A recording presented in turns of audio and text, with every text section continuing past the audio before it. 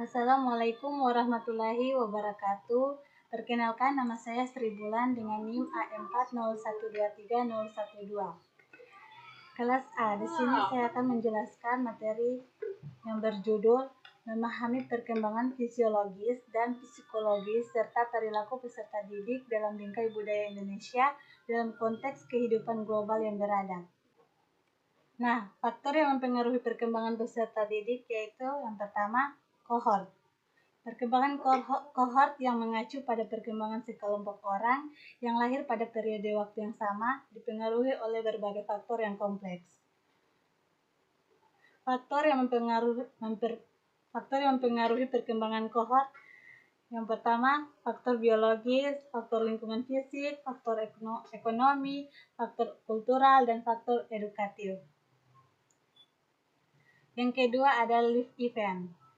Nah, live event itu mengacu pada suatu acara atau kegiatan yang diselenggarakan secara langsung dan tidak hadir oleh audiens secara fisik atau disiarkan secara langsung seperti televisi, streaming, online, atau platform sosial. Nah, di sini ada faktor yang mempengaruhi perkembangan live event. Yang pertama itu ada kebudayaan, perkembangan peserta didik dalam diri individu, efek kohort, lingkungan sosial, pola asuh, dan teknologi. Yang ketiga itu ada significant other. Significant other itu adalah pribadi-pribadi dalam lingkungan dekat yang memberikan pengaruh psikologis pada seseorang. Di sini ada beberapa aspek yang mempengaruhi significant other. Yang pertama ada coaching based support, yang kedua lingkungan psikososial, yang ketiga keterampilan komunikasi, yang keempat pola asuh, dan yang kelima ada lingkungan sekolah. Di sini ada materi yang kedua itu yang berjudul menghargai dan menjunjung tinggi nilai-nilai kemanusiaan, individualisasi, dan kebebasan untuk memilih. Di sini ada metode dan instrumen riset perkembangan. Metode ini mengacu pada metode dan instrumen riset perkembangan yang digunakan untuk mengumpulkan data dan menganalisis perkembangan individu atau kelompok dalam berbagai aspek kehidupan seperti perkembangan fisik, kognitif, emosional, sosial, dan psikologis.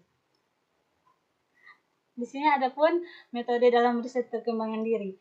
Yang pertama itu ada metode korelasi, yang kedua ada metode eksperimen, yang ketiga metode cross-seksional, yang keempat metode longitudinal, yang kelima metode sekuensial.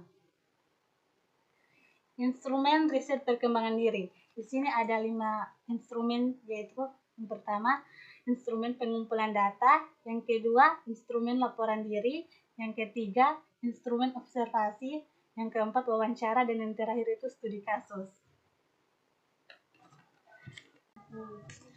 Jadi, saya akan menyimpulkan materi yang telah saya jelaskan. Jadi, adanya beberapa faktor yang mempengaruhi perkembangan peserta didik. Yang pertama ada kohort, live event, significant other. Dalam mengembangkan diri, adanya beberapa metode dan instrumen yang perlu dikembangkan dalam riset pengembangan diri. Yang pertama, ada metode korelasi, eksperimen, longitudinal, cross-seksional, sekuensial. Dan adapun instrumen-instrumen riset pengembangan diri, yang pertama ada instrumen pengumpulan data, laporan diri, wawancara, studi kasus, dan observasi. Sekian dari saya, lebih dan kurangnya saya mohon maaf apabila ada kata-kata yang salah, itu datang dari diri saya sendiri, dan apabila ada kata-kata yang benar, itu datang dari Allah Subhanahu wa Ta'ala. Sekian dan terima kasih. Wassalamualaikum warahmatullahi wabarakatuh.